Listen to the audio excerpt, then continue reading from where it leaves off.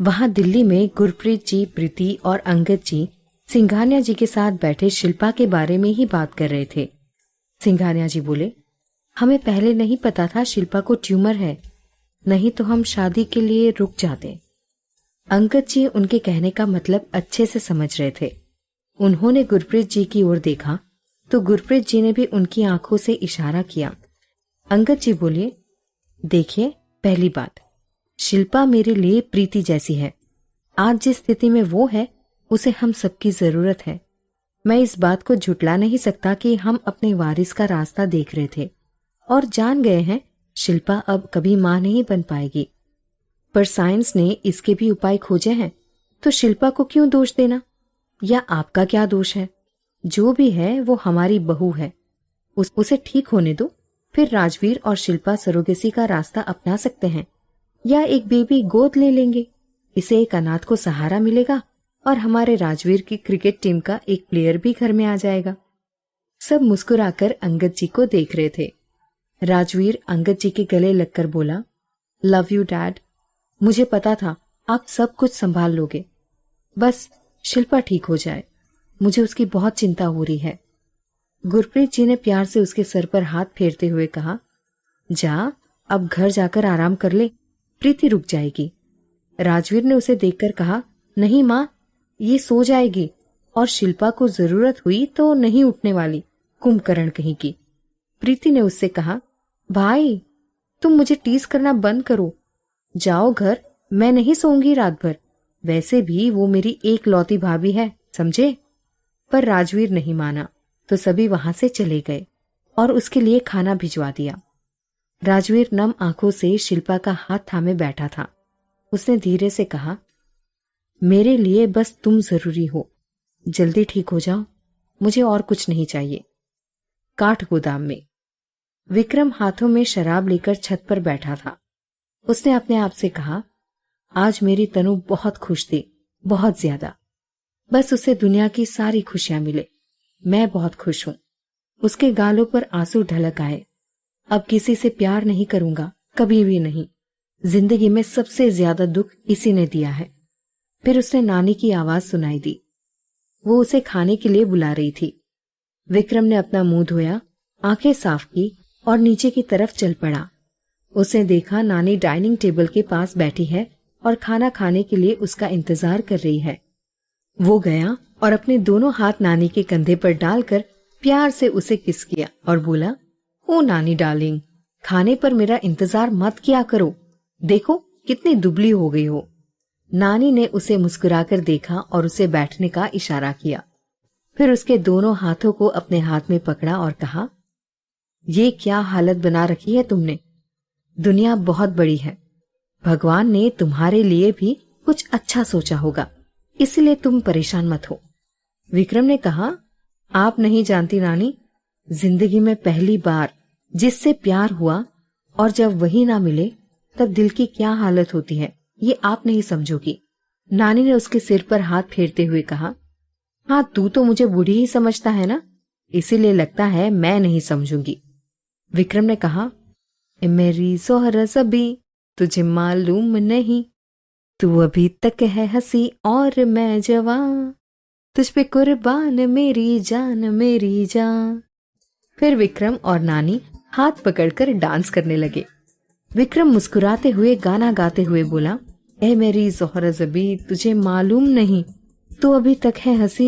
नानी बोली, अब बस करो, अब खाना भी खा लो, देखो मैंने तुम्हारी पसंद की चीजें बनाई हैं। विक्रम बोला, नानी आपके हाथों में तो जादू है। फिर दोनों मुस्कुराते हुए खाना खाने लगे। नानी ने मन में कहा, तू बहुत अच्छा है और मैं जानती हूँ भगवान ने तुम्हारे लिए बहुत ही प्यारी लड़की सोच कर रखी है। जैसा तुम मस्करी करता है, देखना तुझे भी वैसी ही मिलेगी।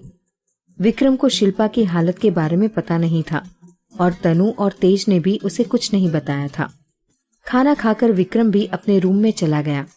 उसके रूम में एक बहुत बड़ी खिड़की थी जिससे दूर दूर तक पहाड़ नजर आते थे। उसे वहां खड़े होकर नजारा देखना बहुत पसंद था। वो वहीं खिड़की के पास आ गया। उसने अपने मन में कहा, वो रूठ कर खुद ही मान गए। हमसे तो मनाया ही नहीं गया। तेरे महबूब होने का फर्ज शायद हमसे निभाया ही नहीं गया। एक बार छू लिया था उसने कभी अपनी मासूम निगाहों से, कमबख्त उसके बाद तो दिल में किसी को बसाया ही नहीं गया। उधर तनु और तेज ने भी खाना खा लिया था। आज उन दोनों की जिंदगी का एक खुशनुमा दिन था। बहुत समय के बाद बगैर किसी लड़ाई झगड़े या गलत फहमी के उनकी ये रात गुजरने वाली थी। तेज अपने कपड़े बदलकर बिस्तर पर बैठा था और कल की मीटिंग की प्लानिंग कर रहा था। कई दिनों से यहाँ काठ गोदाम में था, जिससे उसे सारी मीटिंग्स ऑनलाइन लेनी होती थी। तनु भी आई, पर तेज ने देखा उसके साथ पलक भी आई है। तेज ने आश्चर्य से तनु को देखा। तनु ने बेचारगी में अपना सिर हिला दिया।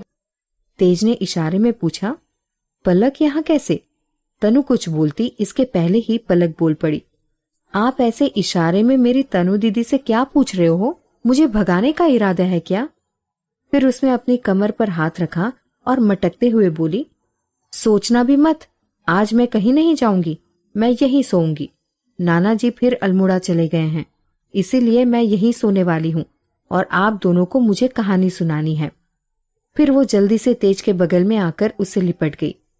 तेज ने प्यार से उसे देखा और उसके सर पर हाथ फेरने लगा। वाकई में बहुत प्यारी बच्ची थी, बहुत बातूनी है और बहुत नटखट। तेज ने फिर तनु को देखा। तनु ने देखकर मुस्कुरा दिया। पलक ने प्यार से तेज के गले में हाथ डालकर कहा, मैं आपको क्या बुलाऊं? तेज ने तनु की ओर इशारे से कहा, आप इन्हें क्या बुलाती हैं?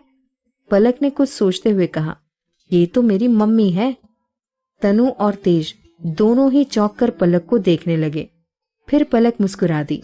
उसने कहा, देखिए, नानू ने कहा है मेरी मम्मी भगवान के पास चली गई है और सब बच्चों के पास मम्मी होती है, मेरे पास नहीं है, इसलिए मैंने सोचा है आज से ये मेरी मम्मी है और आप मेरे पापा हैं। अब मुझे कोई भी नहीं कहेगा कि मेरे मम्मी पापा नहीं हैं। तनु ने तेज को देखा। उसे लगा शायद तेज को बुरा लगा होगा, क्योंकि पलक कई बार इसी तरह की बातें कर दिया करती थी। लेकिन तेज ने भी उसे अपनी गोदी में बिठाकर कहा, यदि आपने मुझे अपना पापा बनाया है तो फिर आपकी पढ़ाई ना करने पर मैं आपके कान खींचूंगा। तो चलो एक अच्छी सी पप्पी दे दो मुझे। पलक ने प्यार से तेज के गाल पर चूम लिया और फिर उसकी गोद में ही लेटकर बोली, तो मेरे प्यारे पापा, मुझे एक अच्छी सी कहानी सुनाओ, लेकिन पहले अपना ये सब कचरा उठाकर किनारे रखो। तेज ने कहा, ये कचरा नहीं है, मेरी ऑफिस का सामान है। पलक गुस्से में देखकर बोली, अरे पापा, आपको इतना भी नहीं पता? बेड सोने के लिए होता है, उसमें इतना सारा सामान लेकर नहीं आते, और यदि लाते हैं तो उसे कचरा कहते हैं। तेज ने उससे प्यार से पूछा, ये आपको किसने बताया? पलक ने कहा, मम्मी ने। तेज ने तनु को देखा, वो अभी भी मुस्कुरा रही थी। फिर तनु भी अपने कपड़े बदलकर वहीं लेट गई। तेज ने कहानी सुनाई, लेकिन तनु की कहानी सुनते सुनते पलक सो गई। पलक के सोने के बाद तेज ने प्यार से तनु का हाथ पकड़ा और कहा, तुम जानबूझकर लेकर आई हो ना पलक को? तनु ने कहा, नहीं, नानू बाहर चले गए हैं और पलक मान ही नहीं रही थी, इसीलिए मैं यहाँ लाई हूँ, सॉरी। तेज पलक के हाथ को धीरे से हटाकर तनु के बगल में लेट गया और उसे अपने पास करते हुए बोला, जानती हो कितनी अधूरी बातें थीं जो मुझे तुमसे कहनी थी, वो आज भी अधूरी ही रह गई।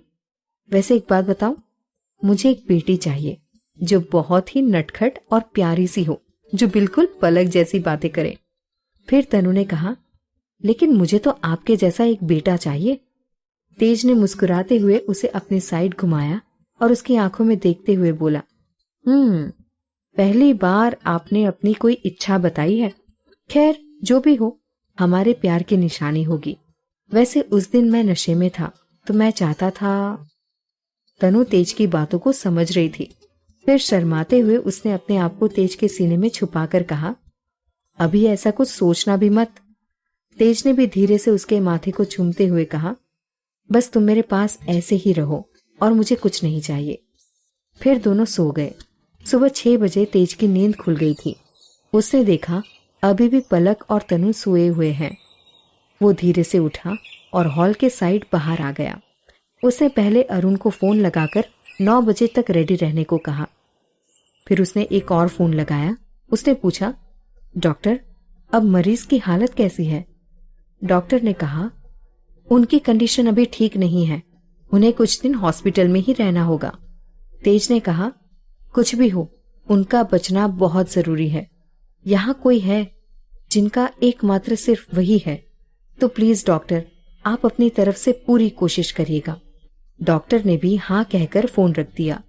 तेज ने गहरी सांस ली और मन में कहा, इस जिंदगी में किसी का भी कोई भरोसा नहीं है। किसी किसी की जिंदगी में इतने कष्ट लिख दिए है भगवान ने, जो दर्द अपने जीवन में मैंने भोगा है वो किसी को भी ना मिले। आशा करता हूं सब ठीक होगा। फिर उसने धीरे से तनु को उठाया। तनु अलसाती हुई जागी। तेज को अपने सामने देखकर उसे बहुत सुकून महसूस हुआ। तेज ने उसे कहा, गुड मॉर्निंग मेरी जान। तनु ने मुस्कुराते हुए कहा, ऐसे नहीं, ऐसे तो मेरा पूरा दिन ही खराब हो जाएगा, जरा मुस्कुरा कर कहो। तेज ने भी शरारत से कहा, आप कहें तो मैं आपकी मॉर्निंग और भी गुड बना सकता हूं। फिर वो तनु के पास आने लगा। तनु जल्दी से उठी और शर्माते हुए तेज से कहा, मैं तो मजाक कर रही थी, और बाथरूम में भाग गई। तेज ने भी मुस्कुराकर कहा, सो क्यूट।